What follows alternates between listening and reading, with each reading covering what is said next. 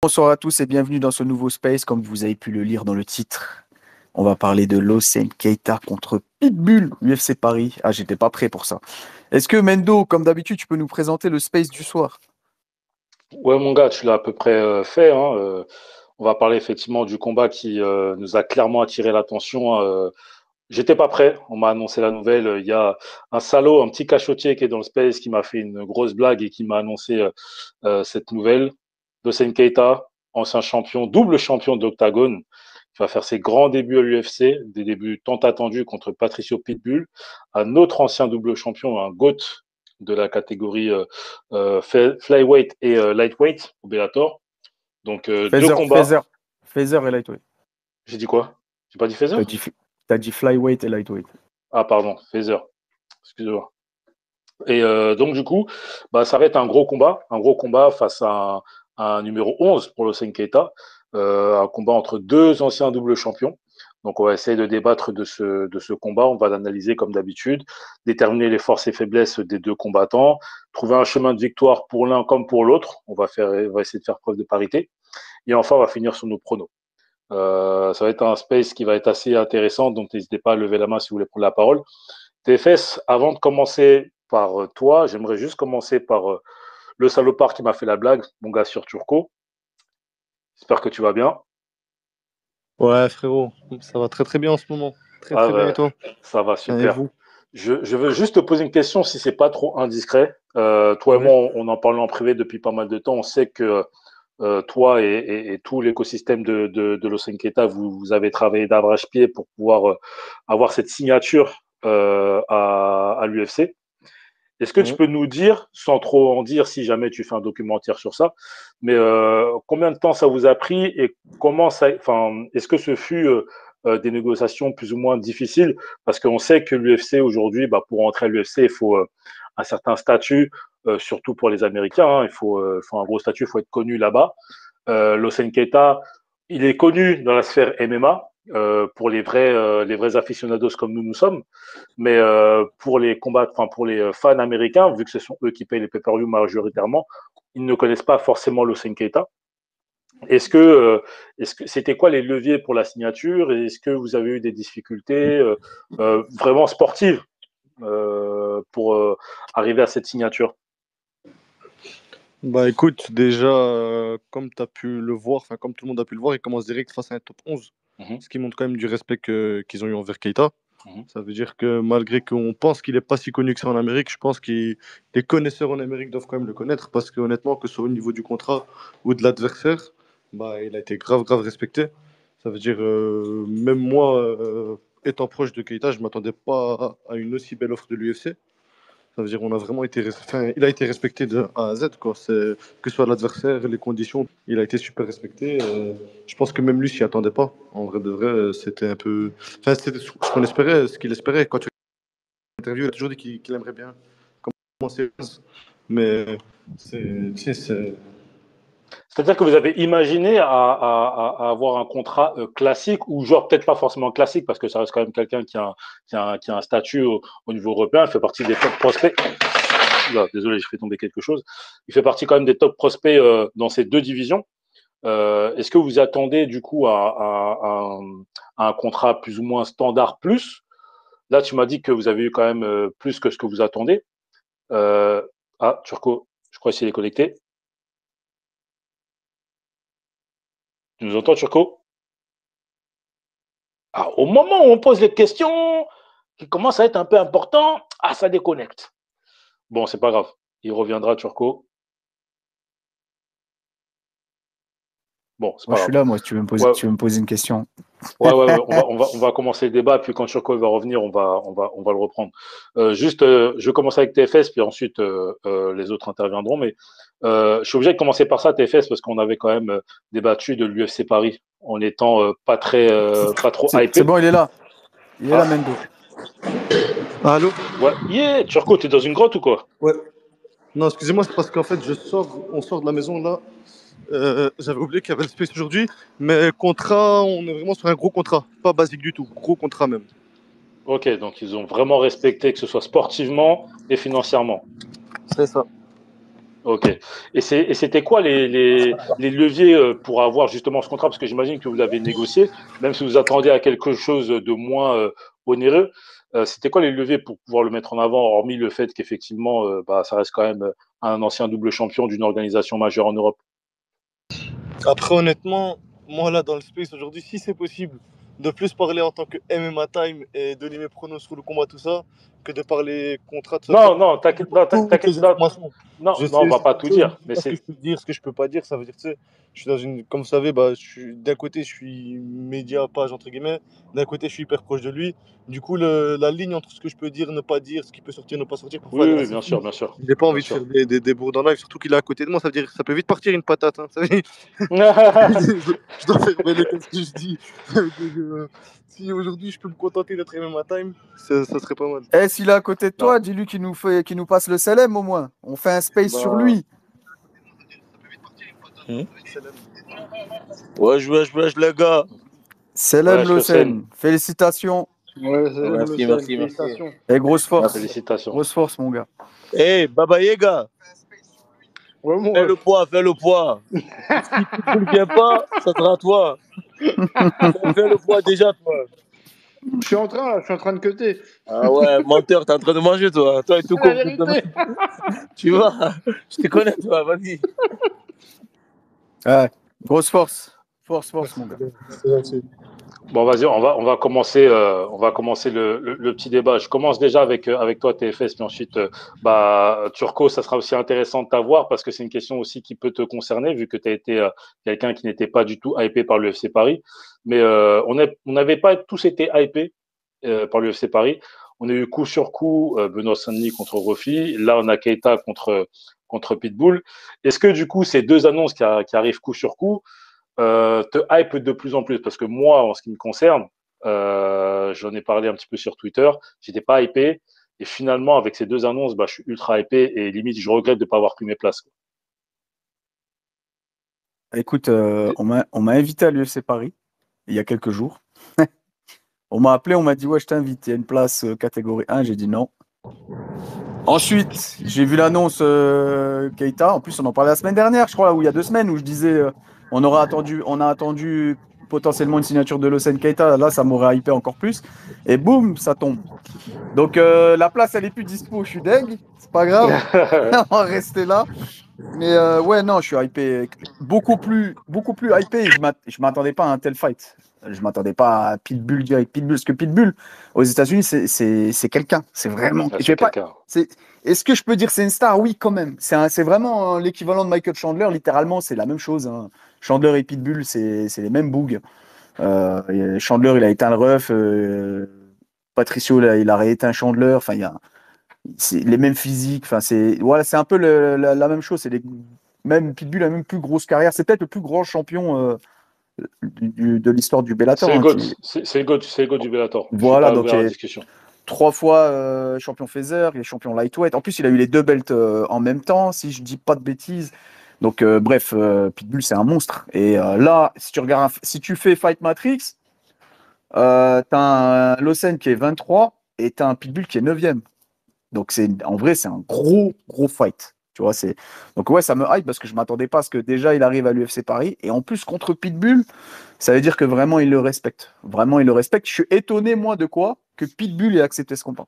C'est ça qui m'étonne. Un aussi court préavis, Ouais, parce qu'il a en combattu il y a plus. 2 mois, Pitbull, tu vois. Et là, il vient de prendre. Exact. Il y a 2 mois, il vient de prendre Daniguet. Il perd contre Yair. Ensuite, il tape Daniguet assez proprement. Donc là, il prouve que c'est un vrai top 15 de l'UFC, top 15 mondial, même à 38 ans. Et je suis étonné qu'il prend l'OSM. Parce que, en fait, c'est risqué pour Pitbull de prendre un newcomer comme ça, tu vois. Surtout un mec invaincu, tu vois. Exactement. Baba Yaga, tu avais levé la main. Ensuite, Senpi. Baba Yaga. Ouais, excuse-moi, je suis là. Ouais, incroyable. Incroyable. Même le fait d'avoir. Je suis en train de réfléchir, j'ai essayé de faire un peu le bilan de tout ce qu'il y avait, de tous les combattants qui sont venus à Paris, sur une carte à Paris. Je me demande, c'est pas le plus grand de tous, en termes de carrière et d'accomplissement. Ça se tapait peut-être avec Rose. Je sais pas si vous avez quelqu'un d'autre en Ouais, tête ou si j'ai oublié. t'as Whittaker Whittaker, Ah Vettori, oui, qui était champion de Whittaker, ouais, l'UFC. j'avais oublié Whittaker, ouais, c'est vrai. Mais je pense que en termes de legacy, je pense que Pitbull c'est quand même au-dessus qu'un Whittaker. Enfin bref, je trouve que c'est incroyable que toujours pareil, hein, l'UFC ils font pas de cadeaux aux newcomers. Ils essayent tout de suite de les tester là face à un Pitbull. Je trouve que le délai il est quand même assez court. C'est pas un cadeau pour Keita. Ah, si je Entre trouve ça. le- Bah, je te coupe, mais si je trouve que c'est un cadeau, moi. Alors, je parle du délai. Le délai n'est pas un cadeau. Faut savoir Je que parle- niveau délai. Ah ouais, excusez-moi les gars, je vous ai coupé sans demander. Vous m'entendez? Ouais, vas-y. Vas-y. Ouais.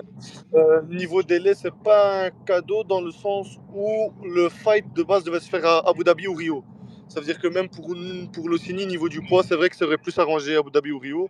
Après, voilà, c'est l'occasion d'une vie. Un top 11 direct. Quoi qu'il arrive, il allait pas faire le compliqué sur la date. Mais c'est vrai que niveau délai, Abu Dhabi ou Rio, surtout pour le poids, ça aurait pu être un peu plus idéal. Bah moi, Mais sinon, c'était ma grosse interrogation avec l'annonce que tu m'avais faite. C'est justement le poids, ça va être le plus gros combat pour Lawson Keita parce qu'on sait que c'est quand même là, il va combattre en featherweight. Il n'y a pas eu de possibilité, j'imagine, d'avoir un arrangement pour combattre en lightweight. Je pense que Pitbull lui aurait dit non dans tous les cas. Mais c'est vrai que c'est vrai que ça fait un petit peu peur le fait que il va combattre dans 3 semaines, et il faut qu'il soit au poids dans 3 semaines, quoi. après, Keita, ça reste un athlète très très professionnel. À l'année, il s'entraîne. Il n'a jamais de moment où il s'entraîne pas. Ça veut dire, avec un autre athlète, c'est vrai que ça aurait pu être plus compliqué. Quoi qu'il arrive, c'est compliqué. Hein. On sait, on va pas se voiler la face. Faire le poids, ça reste compliqué. Après, Keita, c'est pas un gros cutter. Ça veut dire, ça va. Franchement, ça aurait arrangé Abu Dhabi ou Rio. Mais là, c'est comme s'il combattait à la maison. Si à Paris, ça fait plaisir. Il y a beaucoup de nos potes qui vont pouvoir venir. Là, déjà, les gars, je vous préviens. Tout, tout son quartier veut être là. Je crois qu'on a vendu 100, 200 places. Je sais même pas comment on a fait pour les trouver. Les gars, préparez-vous. Vous pensez qu'aux UFC Paris, il y avait une grosse ambiance? Cette année, vous allez voir c'est quoi la vraie ambiance. Je crois qu'on va mettre la plus grosse ambiance de tout combat confondu UFC Paris, honnêtement. Je crois qu'on va mettre une vraie ambiance. Ah, mon gars, bonne chance alors. Parce que le premier, c'était une dinguerie. Mais je sais que les fans de Keita, ils sont très très chauds. On les a vus à l'Octagone, donc c'est tout bénef pour l'UFC Paris et pour le public français qui aussi soutiennent Lawson Keita. Saint-Pierre, frérot, comment tu vas? T'avais levé la main. Ensuite, mon gars Mounir, Salut, j'espère que vous allez bien. ça va et toi? Ça va Nickel, et toi? tranquille, tranquille. Je voulais juste d'abord répondre à une petite question au début. C'était les questions que Mendo s'est posées par rapport à si le Zen Keita est connu au niveau des States. Bah, moi, je vis aux States, donc je peux me permettre de répondre là-dessus. Non, c'est pas vraiment quelqu'un qui est connu. Et je vais même vous surprendre en fait. Même Pitbull, c'est pas vraiment quelqu'un qui est très très connu. Moi, j'ai des potes, mes sparring partners qui sont des sparring partners de Chad Mendes ou des Mighty Mouse, mais aucun d'eux vraiment, ils connaissent vraiment pas trop le Bellator et tout. Par contre, je vais parler personnellement, c'est quand même un truc qui m'a beaucoup hypé parce que autant je suis pas trop dans l'actualité des combattants français, mais autant je sais qu'il y a quand même des prodiges français qui méritaient quand même d'être à l'UFC depuis un bon moment. Je pense à Saladin, je pense à Lawson Keita. Et de Lawson voir cette Keita, il est signature, belge. ça a quand même... Ok, vous voyez, ok, pas de souci. Bah, en tout cas, le côté francophone européen, vous voyez ce que je veux dire. Oui, bien sûr, bien sûr. Et voilà. Et aussi, moi, il y a quand même une question que je me pose. J'espère on va se poser là-dessus. J'aurai une réponse peut-être par quelqu'un d'autre après. C'est l'UFC parce que là, MMA Time a dit que c'était un bon contrat, en fait, ce que l'UFC l'a offert. Maintenant, la question, c'est de savoir est-ce que l'UFC lui a pris pour vraiment le faire monter sérieusement ou l'utiliser pour faire monter, comment il s'appelle l'autre là, Pitbull. Parce que déjà, avoir un gros contrat comme ça avec l'UFC, ça veut dire que l'UFC te considère, mais aussi te donner un gros nom directement. Est-ce qu'on n'est pas là sur quelque chose où si Lawson Keita fait l'exploit vraiment d'éteindre ces Pitbulls, est-ce que c'est pas aussi une porte qui va s'ouvrir pour d'autres personnes? Je pense à Saladin, je pense aux autres, comment il s'appelle, c'est le pirate là, le Belge qui joue avec le pirate Abirora. qui est au PF. Voilà, Birora et Baki et tous autres, parce que ça reste quand même un peu à peu près la même team, vous voyez, c'est la team francophone et tout. Donc, c'est vraiment une question que je me pose. Est-ce que Lucien Keita n'est pas, OK, on va tenter, on va prendre celui-là. Et si cela marche, bah, on ouvre la porte pour les autres, en fait. Parce qu'à ce moment aussi, j'ai comme l'impression que pas mal d'Ekaté commence à être un peu vieillissant. Je pense un peu plus au Featherweight. Max Holloway n'est plus là. À part peut-être Jean Silva, mais il n'y en a pas trop le monde. Topuria aussi, il a quitté la KT. Donc, je pense qu'il y a ces côtés, tiens, on va un peu essayer de ramener un peu de nouvelles têtes et tout. Voilà, je sais Bah, pas ce t'as que vous raison en dans ce que pensez là-dessus. t'as raison dans ce que tu dis. Je vais passer à bah, si MMA Time veut intervenir parce que c'est le mieux placé pour en parler, mais ce que tu dis, ta réflexion, Saint-Pierre, elle est pas bête dans le sens où il faut remarquer que ces dernières semaines, on a quand même eu beaucoup de nouvelles signatures, notamment des anciens champions du KSW. Là, on a l'Octagone, on a eu Lima aussi qui vient de l'Octagone également. Donc, on a l'impression qu'ils sont en train de se renouveler et de s'ouvrir un petit peu plus. Il faut savoir qu'à l'époque, c'était très compliqué pour un ancien champion de venir signer à l'UFC, parce que l'UFC, soit avait peu de considération pour les anciens champions d'autres organisations, soit ils voulaient tout simplement pas intervenir parce qu'ils voulaient pas signer parce que tout simplement l'UFC proposait des petits contrats.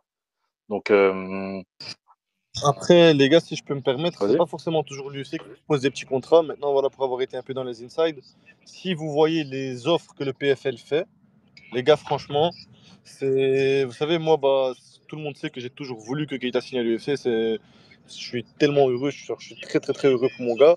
Mais les gars, je le respecte tellement pour avoir refusé certaines offres et même à sa place, franchement, je pense que j'aurais pas refusé. Il y a des sommes que tu peux refuser. Honnêtement, il a refusé des offres qui font que je le vois un peu comme un fou d'avoir refusé. Genre, honnêtement, moi, je suis content qu'il l'ait fait, mais je me dis, ce mec est fou. Genre, ce mec est littéralement fou d'avoir refusé certaines offres. Genre, on parle pas de 100 000 euros, 200 000 euros, on parle de vrais chiffres. On parle de vrais chiffres. Mhm. Ça veut dire, parfois, c'est pas toujours l'UFC qui propose peu, c'est juste d'autres organes qui proposent beaucoup. Non, mais quand on dit propose peu, c'est surtout par rapport aux revenus de l'UFC. Quand tu vois les chiffres astronomiques du contrat qui viennent de signer avec Paramount, je pense que le contrat de Hossein Keita avec l'UFC mériterait beaucoup plus, comme la plupart des combattants également. C'est plus par rapport à ça, par rapport aux revenus. Parce que je trouve que des organisations comme le PFL qui proposent des contrats à 200 000, par exemple, ou le One, ou qu'importe, je pense pas qu'ils ont les mêmes revenus que l'UFC. Donc, du coup, il faut un investissement colossal pour signer des jeunes stars. Là où l'UFC proposait 200 000 à un Hossein Keita ou 300 000 à un Hossein Keita, bah, vu les revenus astronomiques, on parle de plusieurs milliards. Hein. Ouais, c'est quand même pas grand chose pour eux. Vas-y, Mounir, comment tu vas, frérot? Ouais, bonsoir à tous, salam alaikum, j'espère que tout va bien. Comme ça va, mon gars. Alaikum salam. Safio. Ça commence, ça y est. J'avais une question. Pourquoi on parle de Hossein Keita alors qu'il est dans le chat, là, il me semble? Monte, frérot, je sais pas si tu nous entends, mais monte. Non, mais Non, il a déjà passé le salam, hein, t'inquiète pas. Réponds aux Oui. questions, mon refrain. Laisse-le, il est en prépa là, il est en prépa mentale. En prépa mentale pour Là, étendre. c'est son moment là, laisse-le, il nous écoute au calme. Déjà, il est déjà venu dans le space. Ça, c'est un truc que je respecte aussi. Il y a très peu de combattants qui sont montés dans notre space. Il y a Keita et il y a, comment ça s'appelle, celui qui a fait une descente chez Hatch là. Loré. Alex Loré, ouais. Alex Loré. Loré. Voilà, les anciens. Non, mais tu vois comment, moi, c'est la mentale là, j'aime bien. Baba Agathe, tu voulais intervenir, Mounir? Ouais, j'avais une question à poser, mais je vais te la poser à toi, Turco, directement. Comment ça se fait que ça s'est fait aussi vite? Est-ce que ça faisait un moment que c'était déjà dans les papiers ou est-ce que l'offre est tombée d'un coup et vous avez réagi vite? Est-ce qu'on m'entend déjà? On On t'entend. t'entend. Mais si Turco il peut pas te répondre, je vais te répondre parce que je connais la réponse. En vrai, ça fait longtemps. Il faut savoir qu'il était déjà prévu, Keita, sur un ancien UFC Paris. Je vais pas dire de bêtises, je me demande si c'était pas le premier ou le deuxième. Mais il y avait eu des soucis administratifs, c'est-à-dire que ça fait longtemps qu'ils sont en discussion avec l'UFC.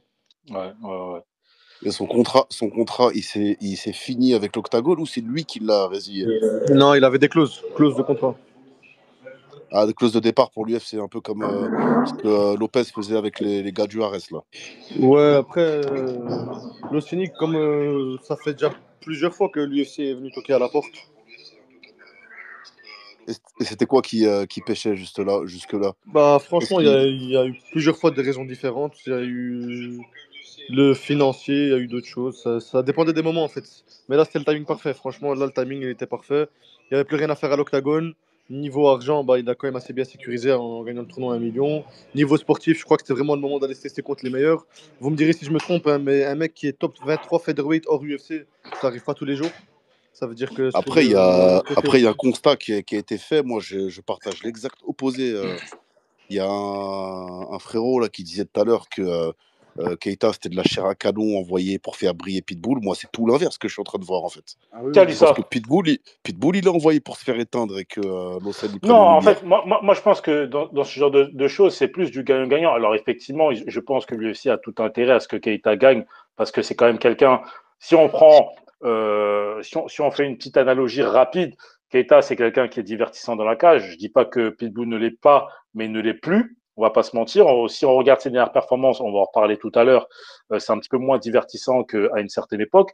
Keita, c'est quelqu'un qui commence à avoir une grosse communauté, et je pense que lorsqu'il va signer à l'UFC et s'il met un gros KO, je pense qu'il y a quelque chose à faire au niveau marketing avec lui. Keita, il Il a a une 20 histoire qui. 27 ans aussi. Ouais, il a 27 ans. Keita, il a C'est une ça que histoire je voulais. C'est là où je voulais en venir. C'est que là, il y a un transfert de génération, il y a une transmission Et c'est de ce que disait témoins. Saint-Pierre. C'est ce que disait Saint-Pierre. C'est que. Non, mais lui, il euh, disait dans le sens où c'est Lawson qui vient apporter de la lumière à Pitbull en Non, non, mode non, non, non. étant chair à canon.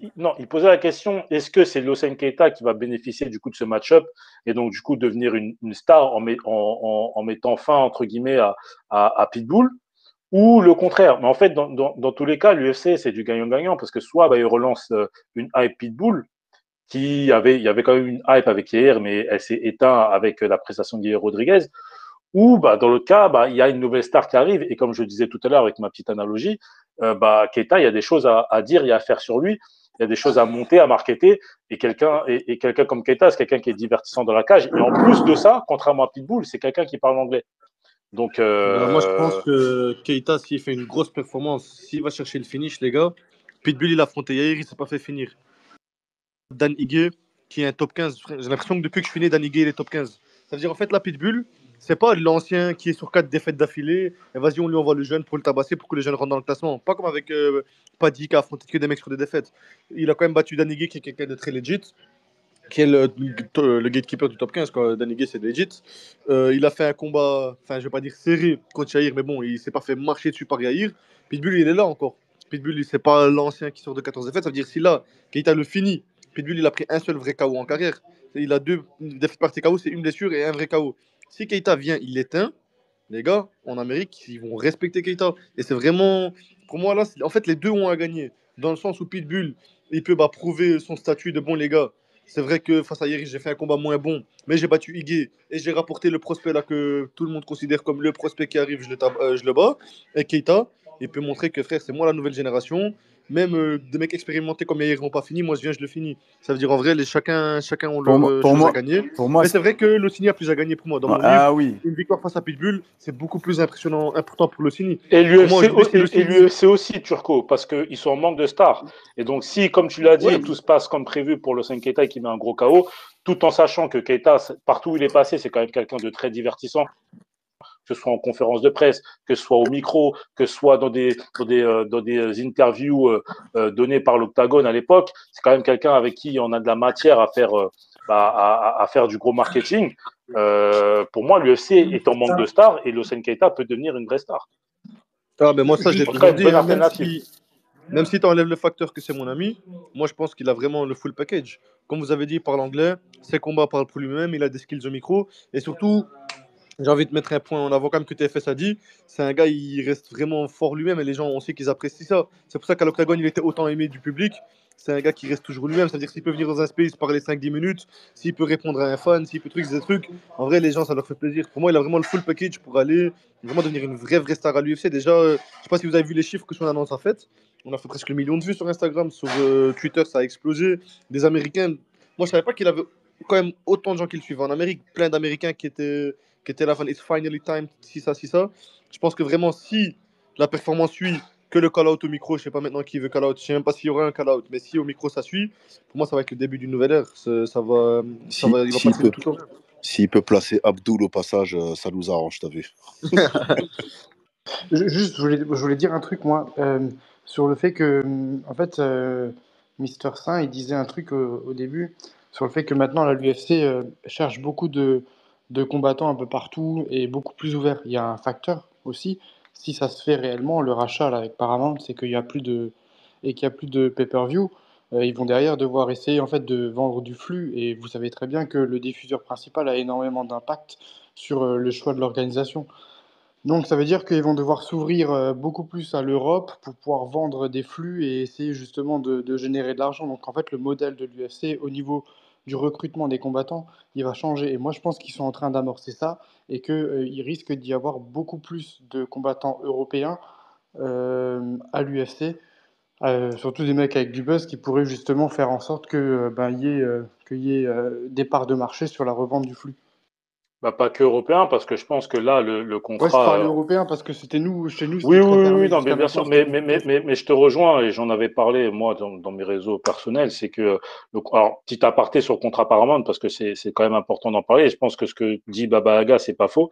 On voit de plus en plus de nouveaux combattants, de gros champions, d'organisations majeures en Europe ou mineures dans d'autres continents signés à l'UFC. Et effectivement, ce que tu dis, c'est réel parce que Paramount, là, on signe un gros contrat pour le marché américain, mais à mon avis, à mon humble avis, je pense pas qu'il sera rentable à moyen terme, parce que je pense que une grosse structure comme Paramount se doit d'être rentable rapidement, en tout cas à moyen terme. Et il y a moyen que Paramount puisse ajouter un appel d'offres pour des marchés européens, des marchés d'Océanie ou d'Amérique du Sud, pour pouvoir du coup diffuser l'UFC via leur plateforme Paramount et générer encore plus d'argent. Donc là, il y a moyen qu'on ait des nouvelles signatures belges ou anglaises ou françaises qui puissent justement attirer les fans d'Europe et d'autres pays à acheter Paramount pour regarder l'UFC. Donc, et c'est pour ça que moi, je pense qu'une grosse victoire de Hossein Keita, ça peut être très intéressant pour l'UFC, mais aussi pour Paramount. Saint-Pierre, on conclut avec toi, puis ensuite on poursuit directement sur l'analyse, c'est ce qui nous intéresse le plus. Ouais, en fait, je voulais juste, bah, vous avez déjà répondu, vous avez corrigé par rapport à la chose que j'avais dit, mais je voulais aussi rappeler même qu'en fait, il y a plus de chances que l'UFC a signé le Zen Keita pour en fait prendre la hype enfin, vraiment l'intégrer et compte sur lui, parce que s'il voulait faire monter Pitbull, là, je suis avec le classement, le ranking des chez Featherweight, bah, il y a Brian Ortega. Il y a Brian Ortega que je pense que Pitbull peut le faire un sale boulot, qui est encore cinquième. Mais s'il lui donne quelqu'un qui est un inconnu, qui n'est pas classé, bah, ça veut forcément dire que l'UFC mise beaucoup plus sur le Zen Keita. Donc, voilà, c'était juste une question que je me posais entre les deux. Mais en plus, qu'est-ce que là, Pitbull a gagné en battant le Zen Keita? Je parle au sein des ici au State. Comme je vous ai dit tout à l'heure, il n'y a pas grand monde aussi qui connaissent Lozen Keita. Moi, personnellement, personne, tous mes gars. Donc, oui, merci de d'avoir un peu corrigé ces petites erreurs-là. Ouais. Bah, gars, une minute, s'il te plaît, parce qu'il faut qu'on poursuive Ouais, là. je vais juste répondre brièvement. Pour moi, pour l'UFC, c'est du win-win. Soit, parce que attention, Pitbull, ça reste un mec qui doit avoir une cinquantaine de combats. Je me souviens plus de son record exact, mais il doit être pas loin des 50. Ça reste un mec d'expérience. Il a pas loin, je pense, des 40 piges, mais c'est pas non plus un mec, c'est pas non plus le mec le plus facile à prendre. Certes, sur le papier, c'est le meilleur style pour Keita. Enfin, c'est très bien pour Keita. Mais attention, moi je pense que vraiment pour l'UFC, c'est du win-win. Soit il arrive, il tape Pitbull et il fait une entrée fracassante. Soit l'UFC garde son statut de, voilà, les mecs de l'extérieur, ben, quand ils arrivent, ils prennent des murs. TFS, je te pose une petite Si je question. me trompe pas, juste une seconde, si je me trompe pas, Pitbull, il est pas classé. Si, il est Si, 11e. Si, il est 11e. Il est 11e. Ah, d'accord, ok. Il a Ouais, pris donc il a pris la place d'Igué directement. Il était 11e, Igué. donc c'est bien une entrée fracassante si l'Océan l'emporte. C'est ça. Ouais, c'est ça, soit entrée fracassante, soit entre guillemets, comme, voilà, comme on a l'habitude avec les champions des autres orgas, l'UFC leur donne des murs. On va passer directement à l'analyse des forces. TFS, est-ce que tu peux nous dire les forces principales de Hossein Keita dans son style de combat? On dit tous aujourd'hui qu'il a un style qui peut surprendre Keita, mais qu'est-ce que ça veut dire selon toi? Est-ce que il a des forces à Surprendre mettre en Pitbull. avant? Ouais, Surprendre Pitbull, tu veux dire? ouais, Ouais, bah, ouais. la première qui me saute aux yeux, c'est la vitesse. En fait, stylistiquement, je parle, parce que Pitbull, c'est un mec qui a jamais été très rapide. Pitbull, c'est un mec vraiment au timing. Tu rentres à mi-distance, il te contre durement avec ses crochets. Et la majorité de ses KO viennent de ses crochets à mi-distance. En fait, c'est un mec en fait, il porte très bien son surnom. Parce que littéralement, Pitbull, c'est exactement ce que c'est, quoi. C'est un petit mec ramassé costaud. Si tu viens à mi-distance, il allume, il contre, double crochet, etc. Et il est assez lent. C'est pas un mec qui se déplace beaucoup, qui a un gros volume. Par contre, quand tu rentres dans sa zone, c'est très dangereux. Parce que bon, il a des skills, hein. Il sait lutter, bref, il sait tout faire. Pitbull, il a un bête de sol. Il a commencé par le jiu-jitsu à la base. Mais la force de Keita, vraiment stylistiquement, là tout de suite, c'est la vitesse. Vraiment la vitesse, je pense que c'est le truc qui va être compliqué à gérer pour Pitbull. C'est-à-dire qu'il pourrait se permettre vraiment de prendre des rounds sans prendre trop de risques. Et Pitbull va avoir vraiment du mal, parce qu'on a vu Keita, il a des capacités vraiment à se déplacer aussi. Se déplacer, piquer. Et bah, la vitesse, de toute façon, c'est le plus gros skills que je lui vois, hein. Physiquement, athlétiquement, bah, c'est un mec athlétique, mais surtout la vitesse. Ça fait bizarre d'analyser un boug qui est en train de m'écouter. Au-delà de la vitesse aussi, on peut noter aussi quelque chose qui est aussi assez impressionnant pour son gabarit. On l'a souvent comparé à un mini Francis. Mini Francis Ngannou, c'est quelqu'un quand même qui a relativement de la puissance. Il a une boxe qui est agressive. C'est quelqu'un qui tape au corps, qui a mis j'ai eu des échos en sparring où il a mis des KO en sparring, mais même en combat, on voit qu'il cherche beaucoup les KO au corps. C'est quelque chose qui est très efficace chez lui. On fait face on a un combat où il y aura deux personnes qui sont très explosives, mais également très instinctifs. Ils sont un peu félins dans leur style de combat. Baba Yaga. Keita, moi, je dirais que c'est un 61 qui frappe. Enfin, un 66 qui bouge comme un 61 et qui frappe comme un 77. Genre, il est très rapide avec les bras. Il a des gros déplacements, une défense de lutte. Bon, on l'a vu, hein, c'est galère de l'emmener au sol. Et c'est galère de trouver la solution tout court, hein. Après, les points forts de. On est déjà au point fort des Pitbull ou pas? Non, mais on va y arriver. Mais Ok. si tu veux amener les points forts de Pitbull, tu peux y aller, hein. Vas-y, hein. Moi, à mon Bah, avis, on demande pas. Bah, ouais, vas-y, Turco, excuse-moi. Bah, les gars, vous avez pas utilisé une seule fois le mot explosivité, wesh. bah si, on l'a dit. Ah si, on, Ah, on l'a dit de manière Toi, différente. t'es ok, là, bah. tu nous mets des coups de pression et t'écoutes même pas. T'es un ouf, toi. Non, même pas, wesh, les gars, on écoute là, non. Bah, moi, je crois que vraiment, face à Pitbull, ça va être l'explosivité. Et je trouve la force de Keita, ce qu'il n'a pas encore vraiment montré dans ses derniers combats, mais c'est d'amener le combat où il veut que le combat soit amené. Ça veut dire. En fait, moi, je trouve que Keita, limite, quand il rentre dans un combat, il n'a même pas forcément besoin de faire vraiment un game plan précis. Keita doit faire du Keita, et c'est à son adversaire de trouver la solution face à Keita. Genre pression, feinte, gestion de sa distance, et il frappe fort. Il frappe très très fort pour un 66. Et ce qui fait que les lutteurs, en plus de la très très bonne takedown defense à Locini, ont du mal à l'amener, c'est qu'en fait ils shootent avec crainte. Parce qu'une fois qu'ils ont senti la puissance, ils shootent avec de la peur en fait. Et ils shootent au moment que Locini veut qu'ils shootent. Que ce soit avec les feintes, avec les. Enfin, vraiment, il les fait shoot quand il veut qu'il shoot. Et du coup, il est toujours prêt. Et ça, je trouve que son jeu de feinte, c'est un jeu dont on parle assez peu, mais je trouve que ça fait genre limite 50% de sa takedown defense, c'est ses feintes et sa pression constante. Il y a un truc que tu viens de mettre aussi en avant et que j'aime beaucoup mettre en avant aussi, c'est, enfin, lorsque je préparais le space, c'est quelque chose qui m'avait marqué en priorité, c'est le fait que quasiment tous les combats que j'ai vus de Keita à l'octagone, c'est quelqu'un qui est constamment en train d'aller vers le combattant. Il met une énorme pression parce que je pense que tu n'as pas assez appuyé sur le fait de la pression. Tu dis qu'il met de la pression. Moi, je trouve qu'il met une énorme pression. Et justement, dans la carrière de Pitbull, TFS, tu me dis si je me trompe, mais je suis pas sûr de me tromper sur ce coup-là. C'est quelqu'un aussi qui met beaucoup de pression. Là, c'est sur ces derniers combats, ça se voit pas trop parce que malheureusement, il a plus la même explosivité qu'avant. Je parlais d'un combattant qui était assez félin, donc qui était très instinctif, qui est beaucoup plus réfléchi qu'à une certaine époque. Mais à l'époque, Pitbull, c'était un chasseur. Il venait pour prendre la tête. Là, j'ai l'impression que Pitbull va faire face justement à un Pitbull d'une certaine époque, ou quelqu'un qui avance, qui est très explosif, qui n'a pas peur d'aller au sol, qui a une bonne takedown defense. Alors, de base, si je dis pas de bêtises, Pitbull, c'est un mec qui a commencé par la lutte, qui ensuite s'est mis sur la boxe et le mouet. Là, il va faire JJB. face à quelqu'un qui. Full JJB. Oui, en premier Ouais. JJB, mais après, il a C'était fait un une mec de la transition sur la. Tu sais où il a commencé, Mendo? Il a commencé à shooter box. La La vraie. shooter box, ouais. Ouais, Ah je sais, ouais, je et sais. Vanderlei avec Shogun, tout. Hein. Ouais, je sais. C'est un ancien Pitbull.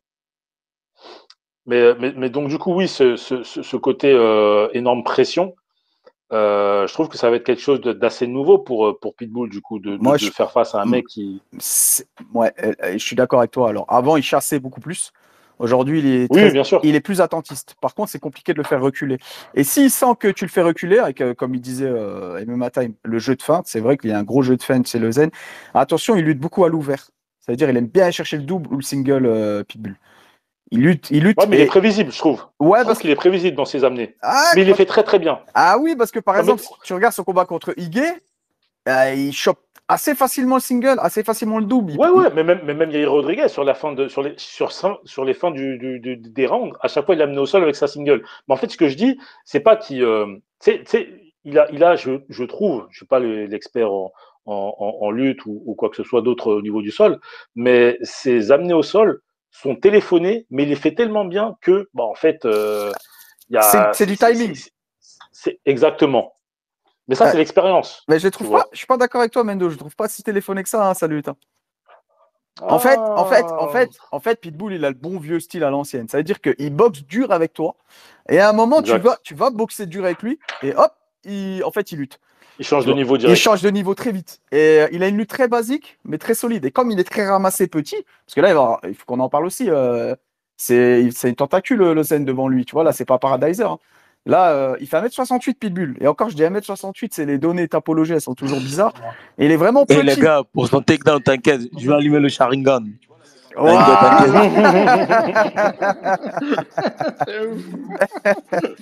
Voilà, mais on te fait confiance.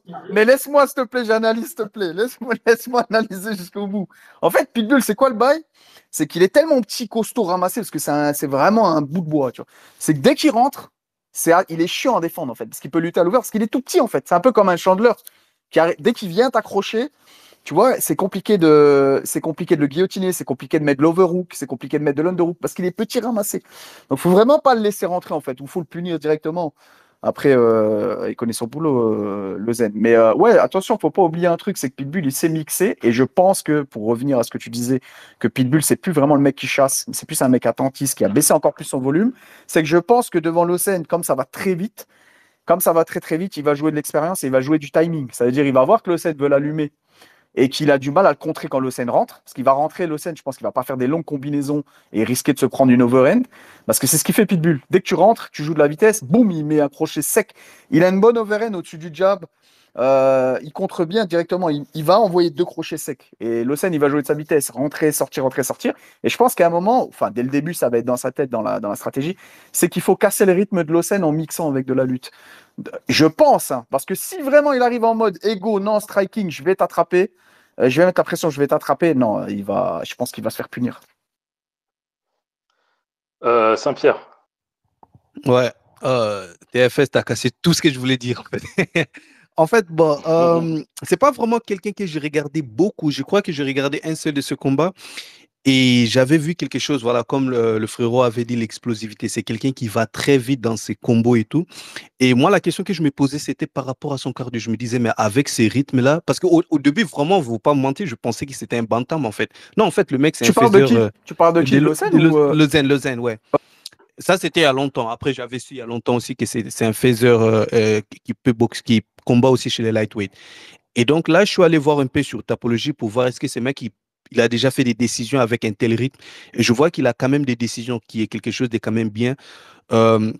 Aussi, autre chose que je voulais parler par rapport à ça, j'ai remarqué que c'est quelqu'un qui surréagit vite au niveau des takedowns, défense. Alors, c'est bien, mais c'est vraiment, en fait, à chaque fois qu'il y a un takedown, il réagit assez vite là-dessus. Je pense que c'est quelque chose qui est bon, mais ça peut très vite être difficile si on a un adversaire qui peut vite te feinter là-dessus, te créer des petits feintes où tu réagis très vite là-dessus.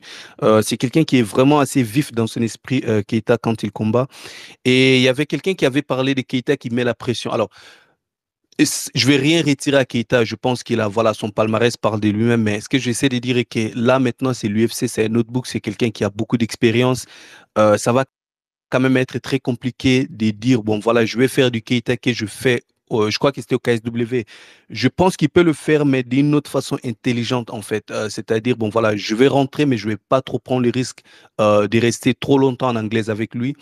Et je ne vais pas essayer de trop réagir dans ses feintes et tout. Je ne sais pas si Pitbull va essayer de mettre un jeu de feintes en place. Vu comment il est lent, je ne suis pas sûr que c'est quelqu'un qui va faire ça.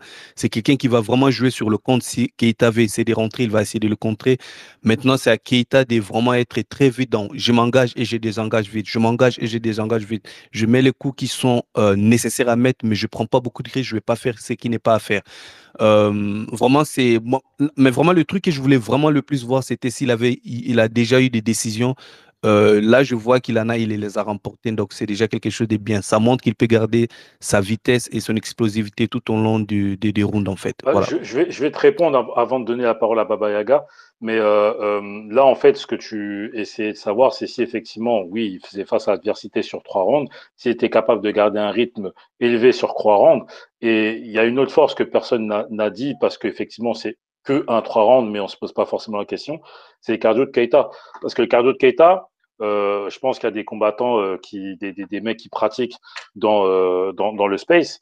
Mais si vous avez vu les combats de Keita, c'est quelqu'un qui, déjà, un, met la pression, deux, envoie des parpaings, trois, est capable de défendre des takedowns tout en se relevant et en remettant encore des parpaings. C'est-à-dire que c'est quelqu'un qui envoie des parpaings, qui fait énormément d'efforts en peu de temps et qui est capable de tout simplement garder ce rythme d'effort, d'explosivité et de vitesse sur 3 rounds. Et c'est quelqu'un qui a déjà, qui s'est déjà. 5 rounds, mais Non, sur non, 5. non, là, je parle. Ben, laisse-moi finir un peu. Je disais qu'effectivement, on parlait de là sur 3 rounds, mais c'est quelqu'un qui s'est déjà préparé sur beaucoup de combats à 5 rounds. On parle d'un ancien champion, d'accord, d'une organisation où il a été double champion dans 2 divisions. Il a eu des préparations sur 5 rounds. Et donc, du coup, s'il a réussi à avoir ce rythme-là sur 3 rounds, il s'est tellement entraîné sur des combats de championnat sur 5 rounds que ça ne m'étonnerait pas également que prochainement, s'il a un combat pour 5 rounds, que sais-je, dans un main event d'un Fight Night, on sera aussi surpris qu'il garde ce rythme et ce cardio sur 5 rounds. C'est quelqu'un qui, mine de rien, a du cardio pour faire du sale aussi. Baba Yaga. Aussi. Et les gars, moi je vais bientôt devoir tailler parce que je vais bientôt manger. Est-ce que je peux rajouter 2-3 petits trucs que j'aimerais rajouter? Vas-y, je t'en prie. Aussi au niveau du cardio, ce que je trouve qui est important aussi et ce qui est bien, c'est que Keita il a eu l'habitude de combattre des catégories au-dessus de la sienne. C'est-à-dire que jusqu'à 6-0, il combattait en welterweight, puis il a fait quelques combats en lightweight, là il est passé en featherweight qui était sa vraie catégorie, puis il est retourné, il a fait le tournoi en lightweight. Ça veut dire qu'il a affronté les meilleurs lightweight européens. Les gars, tous les derniers combats, à Keita, l'adversaire lui mettait au moins 7 kilos dans la cage. Et ça, c'est vraiment le minimum. Ça veut dire qu'il a eu l'habitude de faire des efforts physiques de ouf. Parce que c'est très bien que quand tu affrontes un mec qui te met 7-8 kilos, défendre la lutte, c'est pas la même chose. Ça veut dire, je vous dis la vérité, les gars, moi, quand je vois Keita tourner avec des featherweight, parfois j'ai l'impression que c'est de la triche. Parce qu'il a tellement pris l'habitude de faire ses prépas avec des welterweight, des lightweight, même parfois des middleweight, que là, quand je le vois la salle avec des featherweight, j'ai l'impression que c'est des petits. Ça veut dire, genre, ça, c'est vraiment un truc qui est dans son cardio. Quand il va retourner en featherweight, je sais que ça va être encore une version améliorée de Keita. Parce que là, il a eu vraiment l'habitude d'affronter des mecs plus grands que lui, plus balèzes que lui, et qui logiquement devraient être plus forts physiquement que lui. C'est-à-dire là, retourner affronter des mecs qui, en fait, sont plus petits, ont moins de force que lui. En fait, c'est un bonus. Là, ce qu'il a pris en expérience sur le tournoi en lightweight, les gars, c'est une expérience de ouf, de ouf. Eh ben, les gars qu'il a affronté à Bogdanovic et Paradiser, parce que toi tu parlais du poids, de la différence de poids qu'il y avait entre Lawson Keita et ses adversaires, mais il y a aussi une différence de taille. Paradiser et Bogdanovic, c'est gigalon. Bogdanovic, c'est un mec qui vient du JB, si je dis pas de bêtises. Regardez ce combat. Alors même si effectivement les défenses de takedown c'est pas les plus techniques dans le sens où bah il y avait tellement de pression, tellement d'enjeux que et le mec Bonalovic était parfois tellement brouillon et instinctif sur ses amenées au sol, sur ses tentatives d'amener au sol, mais le gars, mais il n'arrêtait pas de shoot. Et moi, c'est un combat qui m'avait impressionné. Hein. Et tu as toujours Lawson Keita qui se relève, donc même si parfois il était au sol, mais toujours il trouvait le moyen de se relever et d'envoyer des parpaings comme pas possible. Et c'est là où je dis, mais le cardio de ce mec-là, c'est une dinguerie. continuer d'envoyer des parpaings de zinzin, c'est très énergivore, tout en défendant des amener au sol, à se relever, à contrôler, etc. Non, moi, franchement, c'est impressionnant. En tout cas, si MMA Time, Turco, si tu as d'autres choses à dire, Ouais. n'hésite pas. Sinon, Moi, les si gars, tu pars, j'ai mon asset qui arrive. vas-y, J'ai juste bonne app. donné mon prono, du coup, comme vous allez la donner après. Moi, je sais pas si je fais le mec humble ou si je fais le mec qui dit vraiment ce qu'il pense. Dis la vérité, frère. Je vais dire ce que je pense vraiment. Je pense vraiment que dès le premier jab, Pitbull va être en état de stress. Je crois que ça va faire 3 minutes, 4 minutes. Je pense pas qu'il fait 5 minutes Pitbull, en vrai de vrai. Peut-être que je parais arrogant, hein, mais c'est vraiment ce que je pense. Ça veut dire que je dis ce que je pense. Ok. Victoire de Keita, TKO, premier round. C'est noté. TKO, KO, un des deux. Je dirais pas la manière, ça rentre peut-être un peu trop dans les détails, mais j'ai une manière précise en tête. Ok. En tout cas, merci à toi et à Keita d'être Voilà, pas de passé. souci. C'est Je vais super lui laisser sympa. le mot de la fin. Il va vous souhaiter une bonne petite soirée. Après, bonne soirée. J'ai une manière précise en tête. Main prediction. Et les gars, bonne nuit. Merci mon gars, Force. merci d'être passé. Grosse force à toi. Fais le taf. De rien, frangin, de rien. On te Merci, soutient merci. comme jamais depuis. Ça change pas. Vas-y les gars, bonne soirée, ciao. Vas-y, Vas-y, soirée ciao bonne. les gars. Vas-y, bye bye les gars. Ce que moi je voulais dire justement, c'était ça, c'est qu'en fait, il y a un facteur qui est très important, c'est que Keita, il vient pas de, enfin, il a pas fait sa carrière à 66. Il a fait plus une carrière, on va dire, à 70, parce que là, je crois que la majorité de ses combats, il les fait en 77, 70, et il en fait finalement que très peu à 66. Il est habitué à faire des efforts répétés avec des mecs qui sont beaucoup plus lourds que lui. Il est habitué à échanger, à défendre la lutte avec des mecs qui sont et je parle pas à l'entraînement, je parle vraiment en situation de combat. Et il est habitué à choquer en striking, en termes de puissance, des mecs qui sont censés être plus puissants que lui. Ça veut dire que quand il va arriver là, dans la cage à 66 kilos, c'est comme s'il il avait enlevé un. C'est comme si tu avais boxé avec du lest, et que là, il enlève le lest, ça va aller vite. Ça va aller très très vite parce que déjà à 70, il était rapide. Ça va aller très très fort parce que en face, c'est un 66, c'est plus un 70 ou un 77. Ouais, moi, comme Turco il l'a dit, hein, moi je pense vraiment que ça va être très compliqué en fait En fait, les points forts de Pitbull, y a rien qui est inconnu pour Keita. Au niveau de la dimension physique, il en a rencontré déjà des mecs comme lui dans les KT dessus. Au niveau de, du jeu dans le MMA, au niveau de donc, la manière de pouvoir être complet, il a rencontré des mecs complets comme ça aussi. Et en fait, la clé, ça a toujours été dès le début. Je regardais une fois les combats. Moi, il faut savoir que de base, je suis pas un hater, entre guillemets, bon, on en rigole beaucoup, mais je suis un gars qui, voilà, de base, plutôt tempéré sur Keita. Mais là, ça fait quelques temps que ça y est, je suis plus tempéré parce que il a prouvé. Mais du coup, j'ai très vite remarqué un truc, moi, dans les moments où j'étais assez tempéré sur son niveau il y a quelques années en arrière, c'est le body language des mecs à partir du moment où ils prennent le premier crochet, peu importe lequel c'est. C'est un mec qui frappe fort des deux bras. C'est-à-dire que généralement, un Doumbé, on va te dire, il a un gros bras arrière. Ben lui, il frappe fort du bras avant et du bras arrière. Peu Ouais, importe avec quoi il Doumbé touche, c'est des mal. doigts de pied de où tu veux. C'est pas le Ouais, non, bon mais exemple. C'est pas le bon ouais, mais t'as exemple. compris ce que je voulais dire. C'est vrai que c'est pas J'ai forcément le bon compris, exemple, mais mais ouais, c'est pas le bon exemple. t'as capté. Parce que Doumbé, je pense, il te met un jab. Déjà, t'es là, Ouais, gros. Fraille, fraille. t'as compris l'idée, en fait. Ouais, j'ai compris. Excuse-moi, t'as recoupé, vas-y. Oh, mais j'ai perdu, c'est pas grave, je prends la suite, TFS. Ouais, bah, Mendo, on en est où là? Du coup, c'est quoi? On part déjà dans les pronos? Non, là, j'aimerais juste, parce qu'on a parlé des forces de Keita, mais est-ce que Et vous pas de notez des. pitbull. Ouais, les Ouais, gars. Ouais, moi, je il y veux. a, Moi, il y a Pitbull, mais il y a aussi les faiblesses de Keita. Mais on peut parler moi, aussi des forces de Pitbull. moi, je veux bien. Moi, je veux bien. Moi, je veux bien. Les gars, bon, déjà, la première des choses, faut prendre une donnée en compte. Très, très importante, les gars. C'est que, attention, Pitbull, il débarque du Bellator depuis 2 combats.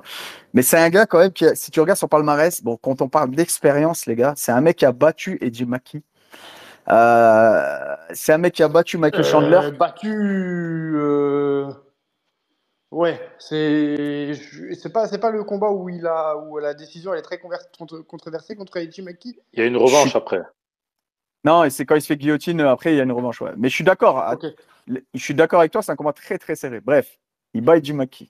Il était un Chandler. Là, il vient de passer Danny Attends, Gay. attends. Prime Chandler. Ouais, C'est Prime, Ouais, c'est pas la même chose. Prime Chandler. Chandler, ouais. En plus, je crois que c'est vraiment pour venger le ref, tu vois. Enfin, Ouais. bref. Et au niveau expérience, attention, Bellator a des mecs, il a pris les mecs très solides, donc énorme expérience. Si je dois exposer les forces de Pitbull, surtout dans ce match-up, la première, c'est que Pitbull, il est capable de travailler en calf kick. Ça, il l'a développé dernièrement, et c'est un truc. Je pense qu'il va essayer de mettre en place contre Lausanne. C'est comme si Lausanne, c'est un mec très rapide, vitesse de bras explosif. Je pense qu'il va essayer de lui casser les appuis. Et il y a un autre truc aussi, je suis d'accord avec toi quand tu dis que t'as l'impression, il y a un langage non verbal quand les mecs ils prennent un coup de Lausanne en mode oula, ça frappe très fort. Bah, c'est un peu la même chose chez Pitbull. C'est-à-dire que les gens, quand tu vois Danny Gay par exemple, comment il est posé devant Pitbull et il est très peu entreprenant, c'est parce qu'en fait très vite il sent que Pitbull frappe très fort. En fait, Pitbull, quand il échange, il met tout dans chaque coup. Littéralement, parce que à chaque fois que tu rentres dans sa distance, comme il est très petit, c'est le moment d'y aller, tu vois, entre guillemets.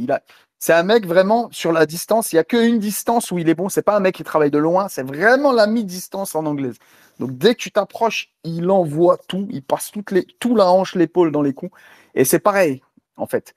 Lausanne, il faut qu'il fasse très attention parce que s'il respecte pas Pitbull, il s'enflamme. Il peut vite se faire contrer durement. Il y a le calf kick et il y a les possibilités de changement de niveau. Lausanne défend bien la lutte, particulièrement contre la cage. Mais à l'ouvert, si tu es en retard sur le timing, tu peux vite te retrouver sur le dos. Et Pitbull a un gros grand impan aussi. Donc, et un gros sol. Ça veut dire que c'est un mec, littéralement, il a 38 ans. Ça doit faire presque 30 ans qu'il fait du jiu-jitsu. C'est-à-dire qu'il a vraiment commencé gamin le JJB. C'est un mec qui était Team Noguera. Il s'entraîne à box. Après, il était Team Noguera. Après, il était à Black House. Après, très tôt, ils ont formé leur propre team avec son frère, avec Patricky. Mais il ne faut pas oublier, les gars, là, on est tous biaisés, clairement. Ça se sent qu'on est tous biaisés, c'est normal. Mais il ne faut pas oublier que pour moi, malgré tout, à 38 ans, ça reste un très gros morceau en face à cause de l'expérience. On parle de l'expérience et tu as tout à fait raison parce que c'est, on va dire, sa plus grosse force. Mais il y a une faiblesse que moi je note de Keita et qui peut être une énorme force pour Pitbull. On parlait tout à l'heure du timing. C'est quelqu'un qui a un très bon timing, comme tu l'as dit, lorsque tu rentres dans la zone de contre de Pitbull, il envoie fort et précisément. La problématique que moi j'ai avec le Keita, c'est une problématique que j'ai depuis pas mal de temps, j'en avais déjà parlé avec Turco, c'est quelqu'un qui surengage beaucoup lorsque Keita envoie des coups.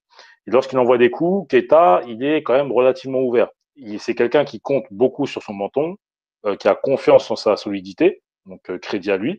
Mais c'est vrai que lorsqu'il envoie des coups, un peu comme Pitbull à une certaine époque, il surengage beaucoup. Il met beaucoup de puissance, il répète ces efforts-là. Mais lorsque vous analysez les combats de Keita, il faut regarder les coups qu'il envoie, notamment sur les coups au corps, ou même des combos, des combos en boxe. Il surengage énormément. Et parfois, son menton est vachement ouvert. Et très souvent, je me dis, attention ça, à l'UFC, Ouais, il reste dans la zone. ça peut être très dangereux. Et il fait beaucoup de matrix, tu vois. Il recule le buste, mais il reste dans la zone. Je vois ce que tu veux dire. Exact. Après, il a beaucoup de in and out, Keita, que moi, tu sais, je viens du Pépon, donc j'aime beaucoup la manière dont il a de bouger et de faire son in and out, son footwork de manière générale.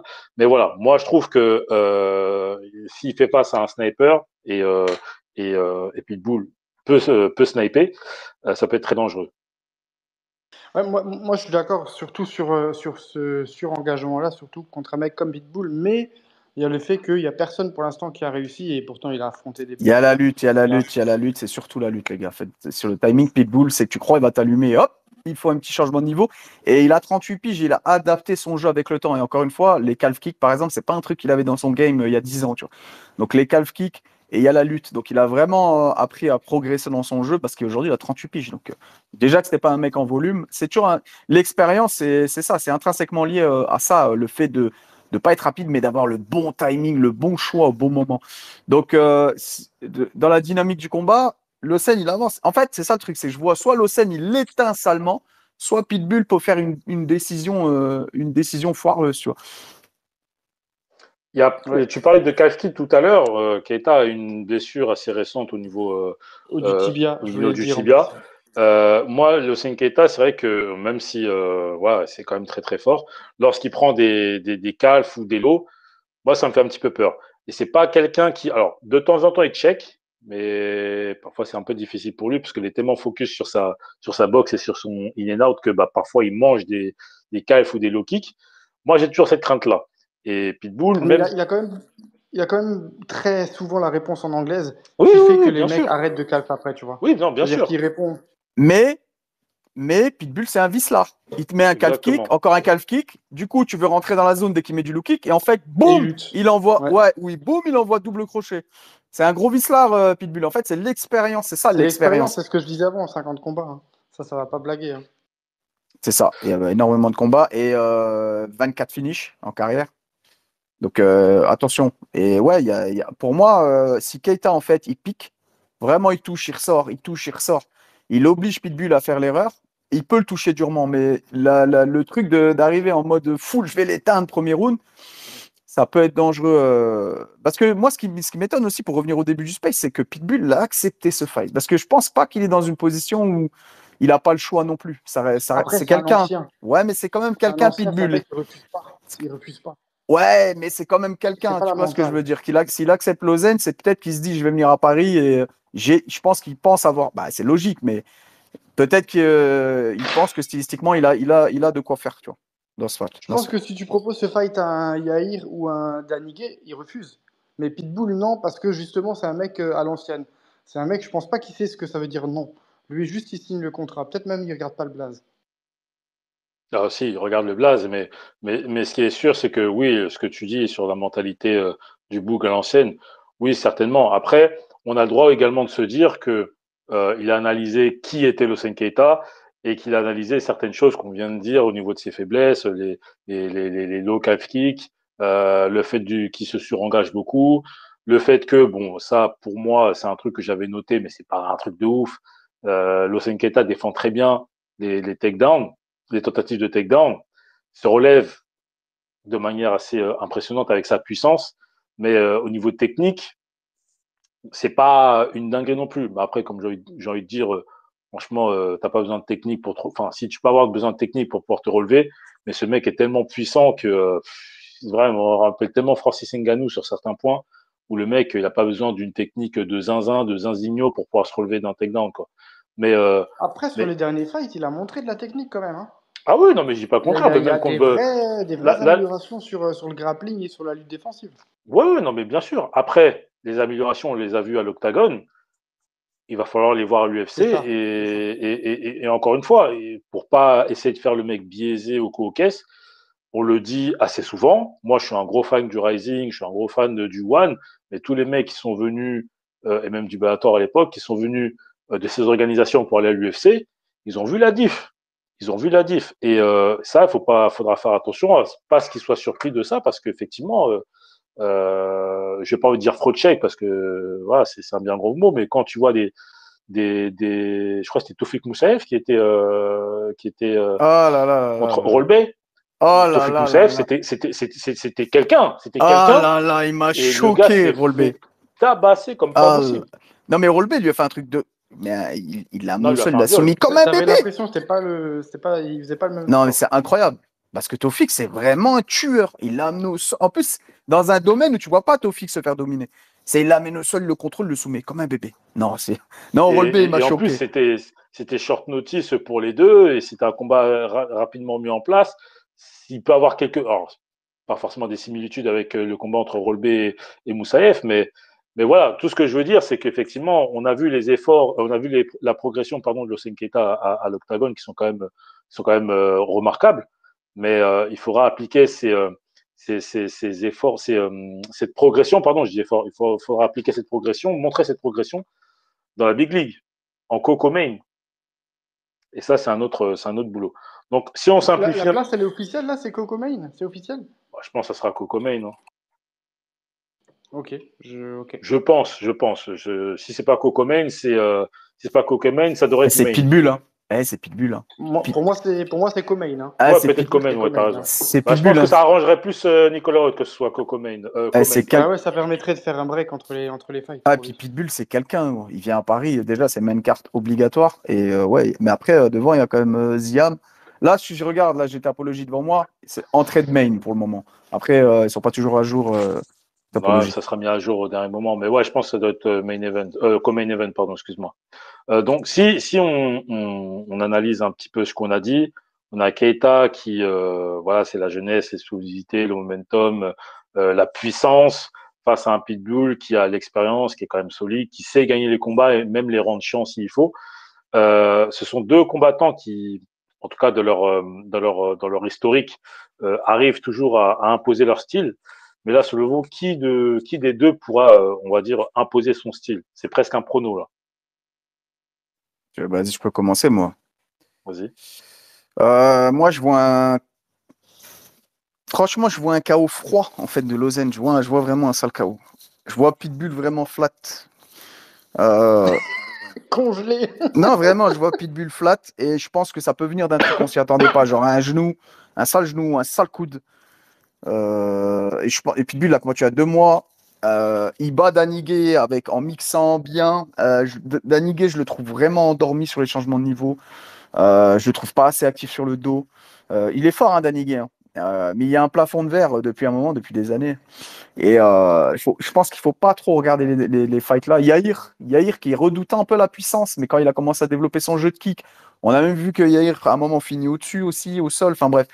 Non, je pense que la vitesse, ce qui va se passer, c'est que je pense qu'il va mettre de la vitesse et que Pitbull, lui, va chasser et que ouais, il va prendre un truc sale, mais un sale coude ou un sale genou ou une overhand parce qu'il y a des trajectoires qui éteint où il jette un peu l'overhand au-dessus de la tête.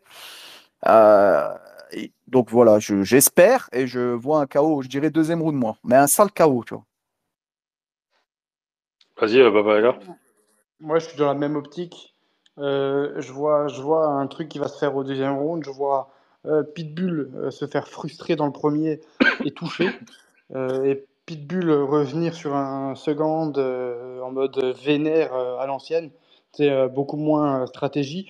Vouloir avancer, se faire toucher avec un bras arrière et takedown panique et un genou à interception.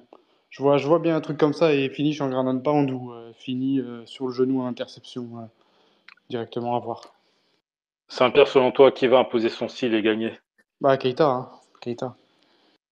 Bah, j'espère déjà qu'il n'est Ah, pas là. t'as dit Saint-Pierre, pardon, je croyais que. Excuse-moi, excuse-moi, je Non, croyais. c'est pas Ouais, mais de toute grave. façon, tu as répondu. J'espère qu'il n'est pas là, Keita, parce que je vais sortir un prono. Non, je rigole. Euh, je pense que ça va être un combat par décision de Keita où je pense que Pitbull va avoir du mal à suivre le rythme de Keita au début du premier round et du deuxième round. Mais je pense que Pitbull va commencer à accélérer à la fin, mais ça sera trop tard pour rattraper tous les enchaînements que Keita lui a mis. Donc, je vois Keita par décision. Sans trop de dommages d'un côté ou de l'autre, mais je vois Keita par décision en tout cas. Ria, tu viens d'arriver, comment tu vas, frérot? Salam alaikum à tous. Ça fait un petit moment, Comme j'essaie de ça, là. rentrer, mais Ouais, coach je crois que ça Célèbre. bug. Ah, ça marchait pas. Ouais, Je voyais pas ton invitation, ta demande. Ouais, pas de problème. Il y a quand même un sujet que je voulais rapidement aborder, parce que je vois que tout le monde est un peu, comme a dit TFS, biaisé par Keita. Moi-même, j'aime bien Keita, c'est un combattant que j'apprécie depuis un moment. Mais personne n'a parlé du combat contre Sardari. Et on a vu quand même des difficultés dans ce combat-là. Et Sardari, toute proportion gardée, c'est un combattant qui mixe aussi. Un peu comme Pitbull. Donc, il faut pas non plus trop s'enflammer et penser que Pitbull, parce qu'il a 38 ans, le combat il est fini. Il y a quand même des alertes du côté de Keita, je pense. Et en plus de ça, tout à l'heure, il y a, je crois, c'est Turco qui disait, ouais, il a fait tout son tournoi en lightweight, donc quand il va redescendre en feather, quoi qu'il arrive, il va être beaucoup plus puissant. En tout cas, ça va être beaucoup plus facile pour lui par rapport à ce qu'il voit en sparring. Déjà, il dit que le cutting, il va être assez difficile parce qu'ils auraient préféré être sur Rio ou Abu Dhabi plutôt que Paris. Donc déjà, il faut se poser la question pourquoi peut-être euh, Pitbull a préféré combattre à Paris qu'à Rio. Et si tu descends en feather et que le cut est difficile, tu gardes pas la même puissance qu'en lightweight. Et la vitesse de l'adversaire, c'est pas non plus rien. On a vu Shimaev, on dit qu'il est meilleur en middle qu'en welter parce qu'il fait des gros cuttings. On a vu même Pitbull quand il a voulu prendre la triple ceinture contre le frère Pétis en bantam, c'est pas Sergio. passé. Ouais. Voilà, donc c'est pas juste se dire ah il descend de catégorie donc il va être plus fort. Je trouve qu'il faut quand même nuancer. Je vois quand même Keita gagner personnellement, mais il y a des alertes quand même et Pitbull c'est pas le premier venu. Voilà. Après, tu as raison pour dire ça, mais tu vois, Pitbull, c'est quand même un gars qui sait effectivement gagner les combats lorsque c'est extrêmement chiant, compliqué. Il sait frustrer également les combattants. C'est un mec qui a beaucoup d'expérience et qui a beaucoup de bouteilles. Donc, ta remarque, elle est assez intéressante parce que il y a moyen qu'ils se disent, vas-y, j'accepte parce que faire le poids, ça peut être compliqué pour lui. Tu vois.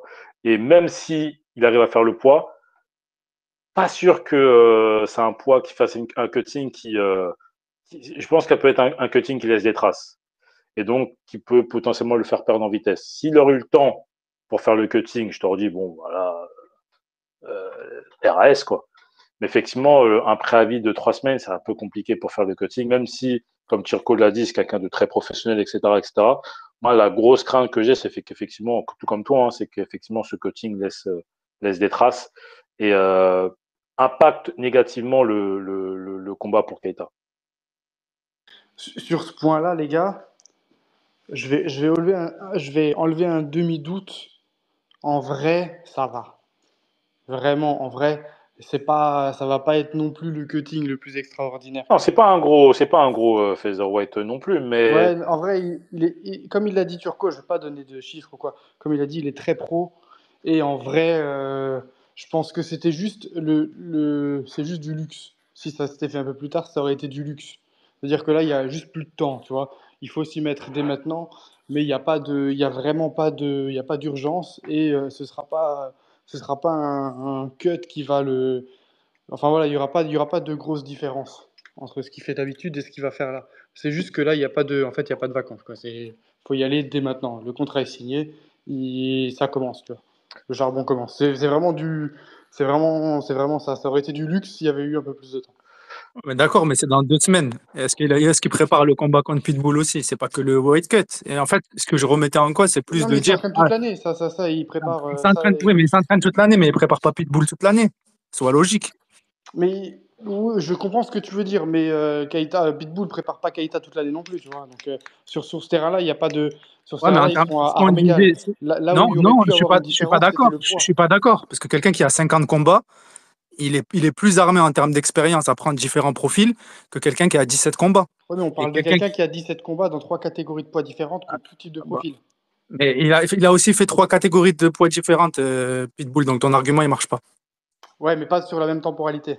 Ouais, ben d'accord, mais ok. Ah oui, Bon, ben, c'est pas les mêmes générations, là. On ok, parle de. ok, ok, d'accord, pas de problème. Baba Yaga. Je suis désolé, c'est vrai. Non, c'est faux. Bon, bah, c'est faux. Alors, il a fait l'année dernière, Pitbull. Ben, le combat contre le frère Pétis, j'ai oublié ton prénom. Sergio. Sergio. Sergio, tu peux regarder, c'était avant son entrée en UFC. Donc oui, il a fait 3 catégories de poids depuis un certain moment. Ouais, mais tu parles dans le sens inverse. Mais peu importe, en termes d'expérience, tu peux pas dire que c'est pareil, ils sont à armes égales, Pitbull et Keita, ça tu peux pas dire ça, c'est impossible. C'est impossible, en termes d'expérience, ils sont pas à armes égales. Non, je t'ai pas dit. Non, mais non, je t'ai jamais dit qu'en termes d'expérience, ils sont à armes égales. Je t'ai dit sur la durée de préparation d'un combat tous les deux, donc de préparer Keita pour Pitbull et de préparer Pitbull. Pour ça, ils sont à armes égales. Ce que toi, tu avais relevé, c'était, ou je sais plus qui l'avait dit, le fait qu'il y en a un qui va pouvoir faire le poids théoriquement plus ou moins facilement parce que ben, c'est un 66 et il combat en 66 tout le temps. L'autre, c'est un 70, mais sauf que en vrai.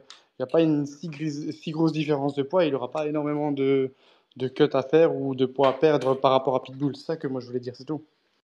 Ok. Bah, si tu as les insights du poids de Pitbull et Keita, bah, je peux que te croire.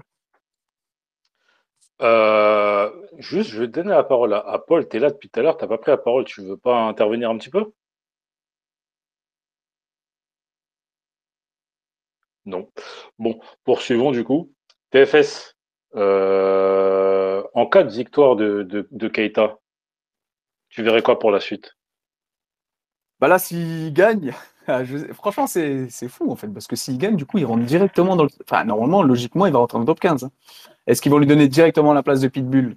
Je sais pas, mais je pense il va aller taper un top 15.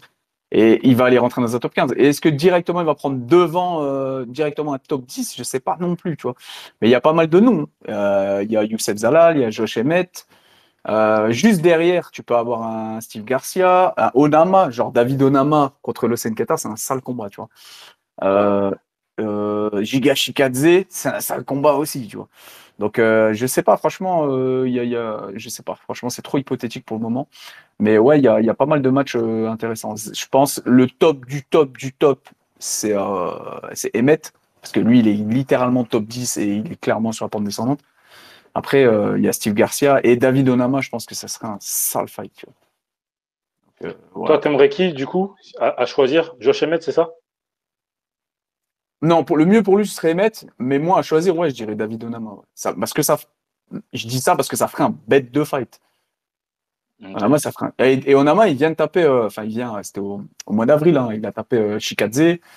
Euh, Après, derrière, il a tapé des noms qui n'étaient pas trop combat. Pierce, il est connu. Hein. C'est un decision man, Onama, mais Il fait des guerres. ouais, il fait des guerres, il est salement fort debout, il est dur au mal. Et ouais, ça ferait Keita Onama, ça ferait un sale fight. Ça serait le feu. Et je pense que vu le profil de Keita, s'il bat Pitbull, ils vont pas le mettre directement contre un mec qui a un style chiant. Ils vont le mettre, je pense qu'ils vont. Parce que c'est vraiment le profil divertissement, Keita. Ils vont lui mettre des profils de mecs à la Onama, en fait. Les mecs qui font la guerre, euh, qui sont. Voilà, qui n'hésitent pas à la faire la guerre et qui sont durs au mal. Donc, ouais, Garcia aussi, hein, c'est un profil qui peut être intéressant. Ah, Garcia, Donc, il est casse-couille, hein, j'aime beaucoup. Hein. ouais, Garcia, Garcia, c'est Garcia, très fort. ouais, là où après, il vient de combattre Qatar. Il vient de taper Qatar. Ouais. Sinon, ouais, c'est même comment il éteint c'est un Chinois, je sais plus comment il s'appelle. Il a éteint un Asiate, mais je sais plus ce qu'il nom, mais il a éteint salement au premier round. Donc ouais, c'est dur, c'est dur. Et il a éteint un combattant que j'aime bien aussi, Melquizael Costa, le mec qui a le vitiligo là. Ouais. Donc ouais, c'est un mec qui éteint. Donc ouais, Garcia, Losenketa, c'est un sale combat aussi, mais c'est un mec qui monte vraiment, qui fait que d'enchaîner les victoires. Donc je pense pas que Garcia il va prendre Keita, tu vois. C'est pour ça que je te dis plus Onama. Après Onama aussi il gagne, hein. Mais ouais, Onama ça sera un sale fight. Danny Gay, logiquement, vu qu'il vient de perdre contre Pitbull, je pense pas que tu vas avoir un Keita Ige. Et si on doit voir devant, bah je vois Emmett. Après tout le reste, c'est des trop gros noms pour le moment. Tu vois, c'est du Sterling, Allen, Ortega. Leron, c'est mort. Leron, il va aller au titre probablement. Yair, excusez-moi, c'est quelqu'un. Laisse tomber. Lopez, il va prendre Jean Silva. Donc voilà. We'll see, on verra. Mais ouais, Onama ou Garcia, je dirais. Babaga. Si Lausanne il éteint Pitbull très rapidement, je pense qu'il est légitime à demander Yair et de faire un run légendaire et le titre l'année prochaine. Yair, numéro 3. Ah Ouais, ouais, toi, tu es Yair. fort, Bah ça. oui. Bah, il a battu dernièrement Pitbull, Pitbull à ouais. la décision. Tu Ouais, mais là, l'éteins, tu peux demander c'était une entrée. légitimement. C'était une entrée où Pitbull était vu comme un top 5 et en cas de victoire, il pouvait potentiellement demander un titre Mhm. ou une demi-finale. Là, effectivement, il bat Pitbull qui a perdu contre hier, qui est devenu 11e. Mais Faire un aussi si gros tu l'éteins step. Pitbull, si tu l'éteins Pitbull rapidement, Ouais, si t'es un Pitbull, c'est ce que je dis, hein, je le regarde, reprends en entier, c'est ça. regarde comment ça va réagir. Oui, mais il a éteint un mec qui a 38 ans, etc., etc. Tu vois, même si ça reste Pitbull, les gens vont quand même se dire, bon, voilà, en fait, le Senketa a été envoyé en mission pour pouvoir éteindre Pitbull, montrer encore une fois qu'effectivement, bah, le Bellator, c'était pas aussi ouf que ça, C'est pas et on va impossible, se hein. créer une nouvelle star avec, tu vois, Je te coupe Mendo, mais c'est pas impossible en vrai de vrai. C'est pas impossible, tu vois. Moi, c'est ce que je d'avoir vois, Yair, parce un que tête ça à sera. shot, non, pas tête à shot. d'avoir une demi-finale, entre guillemets. Ouais, Demi-finale bah, avec Yair Pas Rodriguez. forcément une je sais demi-finale, pas encore un forcément une combat avant. demi-finale, mais comme Yair, il vient de taper Bah, gars, c'est Pitbull. numéro 3. Hein. Ouais, C'est non, numéro mais 3. Oui, mais tu peux, et après, entre-temps, tu sais, genre, ils peuvent faire un autre fight entre-temps regarde le pour nombre. confirmer la performance et Men- lui donner la ceinture après. Mendo, regarde le nombre de mecs qui sont arrivés. Ils ont été hyper. Ils ont gagné une victoire dans le top 15. Hop, au titre ou top 5. Les RSEG, RDR. Ils ont changé Ouais, complètement leur mais, politique de matchmatching non, mais, dernièrement, ouais, mais l'UFC. attention, tu prends des exemples où il y avait des circonstances. Tu vois, Herzeg, c'est parce que le mec qui est champion, il avait battu tout le monde. Tu vois ce que je veux dire? Donc là, alors, je peux comprendre hein, que Moi, j'ai effectivement, pas dit il euh, allait aller au titre en 2 combats. J'ai jamais dit ça. J'ai non, pas, c'est pas en 2 combats. Moi, je dirais c'est faisable en 3. Si Je dis que tu, c'est possible. Je parle c'est pas de titre. possible, Je dis que voilà, c'est c'est ça. possible qu'ils le mettent devant Yair. et là, Si, vous pensez si. vraiment qu'Yair Rodriguez, il acceptera un combat contre Losen Keita qui sera du coup Mais 11e? Ah, Yair, c'est il y a, la à rue. un moment, t'as pas le choix, hein. Ah, mais Non, Yair, mais c'est la non, rue. si, déjà, un, c'est faux, il a toujours le choix. Et deux, il faut se rendre compte de quelque chose. L'UFC avait mis Yair contre Pitbull, mais Pitbull, c'est quelqu'un. Tu bats l'ancien double champion du Bellator, c'est quand même quelque chose. Mais Donc ça veut là, dire, il a rendu ça veut dire service que. à l'UFC. Il a rendu service à l'UFC. Donc là, vous demandez à Yair de rendre encore une fois service en prenant un gars qui est en plus un no-name, mais qui va devenir un name s'il bat effectivement Pitbull à l'UFC. Vous lui demandez encore de prendre un gars comme ça? Je Je sais sais pas pas, s'il en va tout cas, accepter. moi c'est la trajectoire que je donnerais. Moi, si. En fait, moi, c'est ce que je verrais de mieux. Genre, Mhm. la meilleure des choses en termes de style, je pense que c'est Yair. Non, mais là, c'est Et, les et mec, étoiles. On et vise mec, t'es les Non, mais chaud. étoiles. là, je te parle juste avec objectivité. Si tu penses avec objectivité qu'il peut avoir Yair, ok. Ouais, Si c'est vraiment, je un le pense. dream, Non, ok. non, non, enfin, c'est un dream, mais c'est objectivement. Je me dis que si tu éteins un mec comme Pitbull, avec lequel le numéro 3 de la KT est allé à la décision, je vois pas en quoi tu n'es pas légitime à demander le mec qui allait à la décision avec ce mec-là. Moi, je dis pas qu'il n'est pas légitime, attention. Ça veut dire que c'est objectif. Ouais, Si tu, c'est un dream, mais on est je d'accord. dis juste que les MMA, ça se fait pas tous les jours, encore moins à Ouais, mais il n'y en l'UFC. a plus trop là. Il n'y en a plus trop des MMA. Genre, c'est un peu. Tu sais, ils se ferment vraiment sur les opportunités. Il suffit qu'il y ait de la hype, il suffit que Keita choque, il suffit que, tu vois, peu importe. En fait, il peut se pas. Enfin, moi, je verrais bien ça, la vérité. Ok. Saint-Pierre. Euh, alors, moi, je pense qu'on doit, son prochain combat doit aussi être un combat intelligent, c'est-à-dire à la fois un combattant qui est prénable, mais qui est aussi classé. Euh, Par là, je pense que Josemet est quelqu'un que Luzen Keita peut vraiment déjouer au niveau debout. Parce que voilà, avec ses gros overhands, je pense que Lozen Keita peut juste rentrer, sortir et toucher, soit l'éteindre, soit une décision. Après, c'est dur quand même d'éteindre, comment il s'appelle, je sais Mehmet, mettre. ouais. Ouais, c'est dur. Ouais, c'est très très dur. Topuria l'a pas éteint. Moi, ah ouais, Yair, je pense que ces mecs-là, ça, c'est les genres de mecs qu'il faut vraiment éviter. Je pense que là, si je suis encore, je pense même que Brandon Allen ou voire même Brian Ortega peut être un bon choix pour Lozen Keita. Je pense vraiment qu'il faut éviter Yair.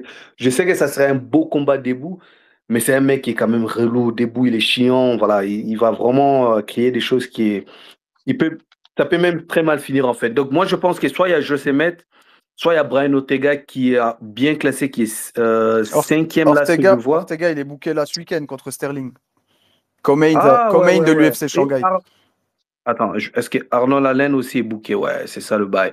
Mais en tout cas, après le combat, je pense que vu que Arnold Allen est booké là, bien. Non, c'est déjà passé le combat, je pense. Je pense qu'Arnold Allen serait un meilleur combat que Yair Rodriguez s'il veut vraiment aller encore beaucoup plus loin.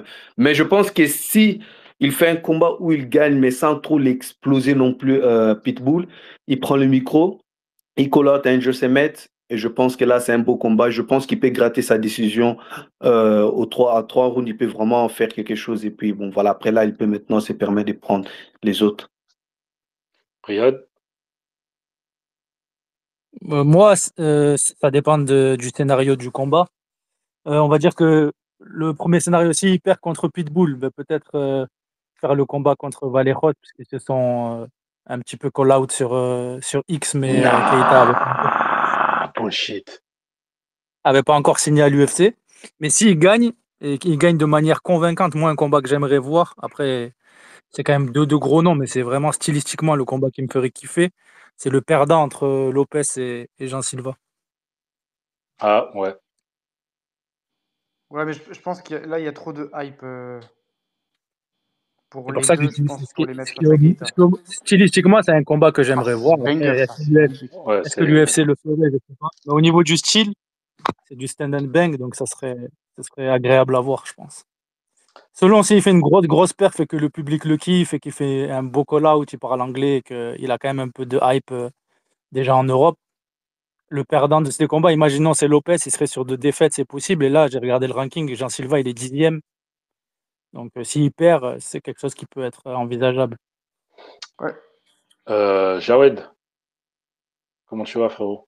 Est-ce que tu nous entends? Salam alaikum les gars, vous allez bien? Wa Ça alaikum va, Ouais, salam, ça toi. va et ça va, toi? toi? Ça va, alhamdulillah. Moi, c'était pour vous dire que, en fait, si Dana White, il a fait une si grosse offre comme ça à Louzen Keita, c'est qu'à mon avis, il sait que c'est pas n'importe qui. Et si Louzen Keita, il vient et qu'il est un pitbull premier round ou deuxième round, par exemple, ça me choquerait pas qu'il lui fasse une deuxième grosse offre. Moi, franchement, j'aimerais bien parce qu'il y a Sterling qui est septième du classement. C'est pas comme s'il demandait quelque chose de trop gros, vous voyez. Septième du classement et il y a Ortega qui est cinquième. Donc, à mon avis, il peut demander le perdant de ce combat-là. Vous en pensez quoi? Possible, totalement Je sais possible. pas, moi, c'est les Après, pires. je, Je trouve que c'est les pires, hein. Stylistiquement, c'est c'est les pire pires pour match-up, moi. c'est pire match-up, c'est pire match-up, mais moi personnellement, je trouverais ça intéressant de voir ça parce qu'effectivement là, on le verra face à des gros, un ancien champion et un ancien prétendant au titre. Ça serait stylé. Après, c'est vrai que stylistiquement pour Keita et surtout l'UFC, est-ce qu'ils voudront pas le mettre face à un mec qui peut aussi créer des highlights, qui peut créer des guerres, etc., etc. Je sais pas, je sais pas. Je sais pas. Après, c'est une éventualité qui est plausible, hein. Mais quand tu as un mec comme Lucien Keita, si il l'éteint au premier ou deuxième round, tu as quand même envie de le mettre face à un mec avec qui il peut faire des highlights, tu vois. Et pour donner mon petit prono, moi, en me mettant un petit peu à la place de l'UFC, bah, effectivement, le combat idéal pour moi serait Josh Emmett. Josh Emmett, c'est quand même un vieux de la vieille. Il est pas loin de sa retraite, je pense. Si Keita arrive à l'éteindre, là où un mec comme Topoa n'avait pas réussi, hein, il a fait un 5 rounds face à Josh Emmett, il n'a pas réussi à l'éteindre, alors que Topoa, il a réussi à atteindre Max Holloway qui a le menton de fer et Volkanovski. Pour moi, ce sera envoyer un message. Et là, à partir de ce moment-là, s'il met KO un mec comme Josh Emmett, il prend le micro, il dit hey, j'ai éteint ce mec je sais pas, un round, deux rounds, trois rounds, qu'importe, je l'ai éteint. Toporé, il l'a pas éteint. Moi, je vous ai montré que j'ai la puissance, que je suis divertissant, je suis le meilleur. Donnez-moi un title shot. Basta.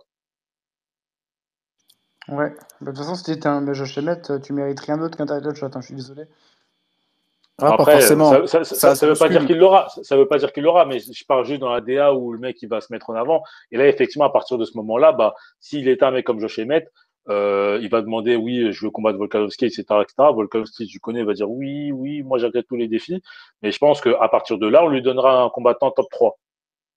Et après, s'il gagne ce combattant dans le top 3, il aura potentiellement son title shot. C'est comme ça que je vois les choses, personnellement. Pour le moment, il faut déjà éteindre Pitbull. Déjà, il faut, ouais. Exactement. Et c'est tout le mal qu'on souhaite à Keita. On est tous ready pour lui. Biaisé ou pas biaisé, je pense qu'on aimerait tous que Keita gagne. C'est quelqu'un qui est quand même qui a un fort potentiel. Faut respecter la démarche du gars parce que, comme disait Turco, il a reçu quand même beaucoup d'offres, des offres très onéreuses. Donc on sait très bien, tout le monde va dire oui, mais de toute façon l'UFC, si tu es performant, tu gagnes de l'argent.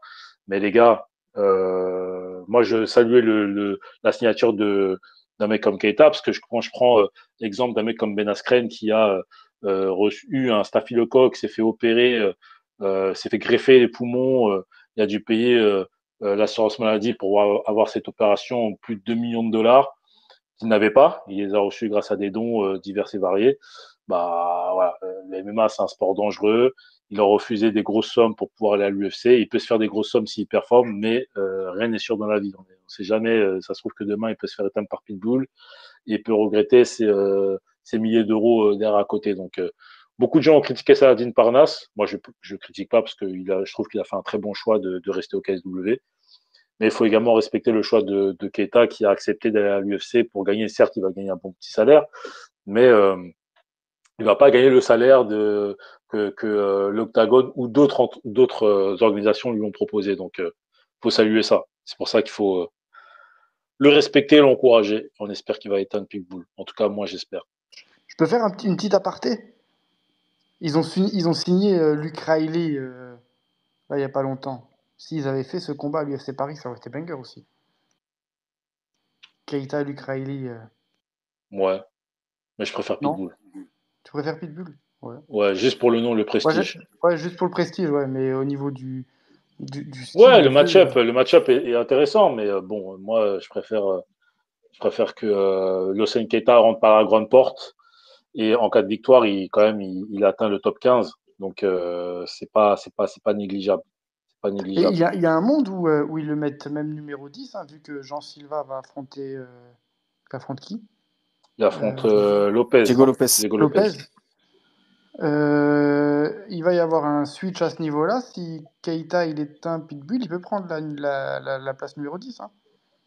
Bah, peut-être, hein. Peut-être en vrai, ça serait pas surprenant. Après, le problème du ranking, c'est que le mec peut éteindre Pitbull et peut finir 13e. Donc, Oui, oui, il n'y a pas de logique, on est il d'accord. n'y a pas de logique dans c'est purement et simplement, c'est purement du marketing, ce ranking, hein. C'est vraiment du marketing. Donc voilà, Et les TFS, gars, c'est ta. Ouais. j'avais une petite question, les gars. Evloev, en vrai, on en fait quoi? Parce que le pauvre, on n'en parle même pas. Je me rends compte, en fait, ils ont voulu le booker contre Aaron Pico, qui venait juste d'entrer à l'UFC, qui se fait fraud check par les Ron Murphy. Et imaginez, en vrai, imaginez Dana White qui met Luzen Keita face à Mauvais Arrêt c'est un petit peu fou ce que je suis en train de dire, bien sûr, je le sais. Mais à un moment donné, il a donné sa chance. Il a voulu booker, comment il s'appelle? Celui qui s'est fait éteindre, Pico, alors qu'il n'avait aucun combat de l'UFC, il me semble. Parce qu'ils Moi, je veulent me se suis Ouais, juste il avait débarrasser. imaginé. aucun combat. Ils veulent se débarrasser d'Evloev. Et d'ailleurs, Volka, il a dit qu'il a voulu affronter Evloev, mais que le UFC ne veut pas. Ouais, ouais, c'est sûr, il a même encouragé ce combat-là avec un tweet. Et d'ailleurs, Evloev l'avait remercié en disant, bah voilà, merci d'avoir en tout cas fait l'effort de me promouvoir. Je vais affronter Aaron Pico et je vais l'éteindre. Mais du coup, qu'est-ce qui s'est passé pour Evloev? Pourquoi il n'a pas pu affronter Aaron Pico?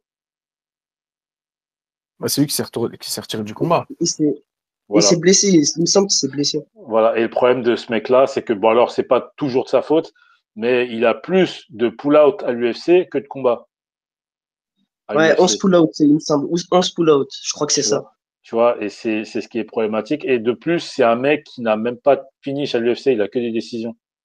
Tu vois. Donc moi, je trouve qu'effectivement, Evloev, il est plus que légitime pour avoir un title shot.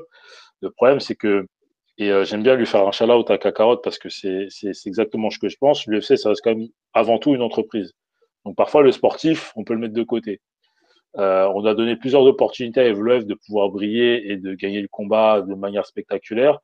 Mais malheureusement, bah voilà, il y a un blocage, il n'arrive pas à finir. C'est un très bon combattant, il est très très fort, j'ai aucun problème avec ça.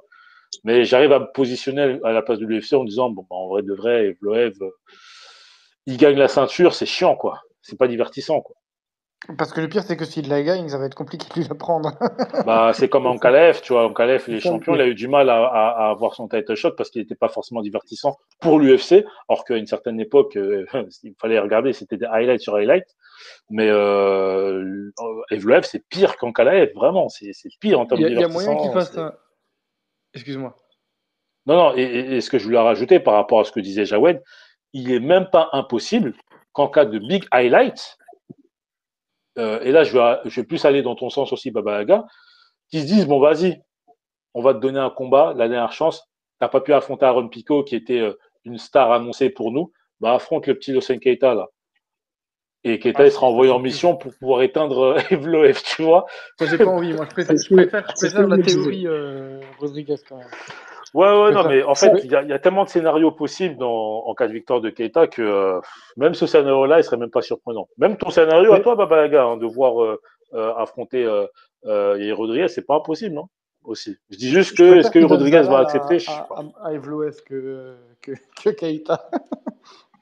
ouais, parce que Dana White, je pense, à mon avis, il veut à tout prix voir Evloev perdre. Sauf qu'il veut le mettre contre qui, en fait? Leron Murphy va aller au titre. Brian Ortega, il commence à vieillir. Sterling, pareil. Il y a peut-être Yair Rodriguez, mais bon, même lui, je suis pas sûr. Et Je là, vois même pas, il y là, a qui pourrait être. c'est même pas sûr que Liron Murphy aille au titre, hein. On Bah, dit ça, on j'ai dit vu un ça, on truc dit où. ça, mais Si, si, il y a moyen Moi, parce que c'est j'ai vu un tweet, ça moi. reste, il récompense quand même les compagnie men, tu vois. Quand tu fais un truc comme ça et que ouais, derrière tu ouais, performes, mais j'ai rien à inventer, il récompense. peut te récompenser aussi financièrement. Je pense qu'il a dû avoir un bon petit chèque. Mais demain, un mec comme Jean Silva, il éteint de manière spectaculaire Diego Lopez, on fait quoi? En plus, avec toute la hype de la Fighting Nerds qu'il y a là, on fait quoi? Bah, ils peuvent faire une ceinture intérimaire, hein. Non, ils veulent plus de ça, ils en ont marre. Ouais, Et mais puis, là, dans la puis KT, ça pourrait être bah non, légitime et gros, ça pourrait créer de la. t'as un champion qui est pas blessé. Pourquoi tu veux faire une ceinture intérimaire? En plus, Ouais, ça mais cassait que tu une trouves ceinture une intérimaire. raison. Tu sais, tu trouves une raison. Il y a ça, ils sont Non, maîtres là-dedans, hein. non, non, non, non. Non, ils veulent plus de ceinture intérimaire. Ils essaient de limiter, mais bon. En tout cas, on va conclure avec ça. Force à Hussein Keita. Merci à vous d'être tous, d'avoir donné vos avis. Ce fut une très bonne journée pour moi. Merci Mendo. Ah, merci, ça me Merci au plaisir. maître de cérémonie. Merci à tous d'être intervenus. Grosse force. Encore une fois, Hussein Keita. Bonne soirée, les gars. Et juste merci à Turco qui nous a fait ramener Hussein Keita. Il faut le remercier aussi. Merci à lui. Et Merci. grosse force, les gars. Bye bye. Bonne God soirée. bless. Merci, au revoir. Merci à tous. Au revoir. Ciao.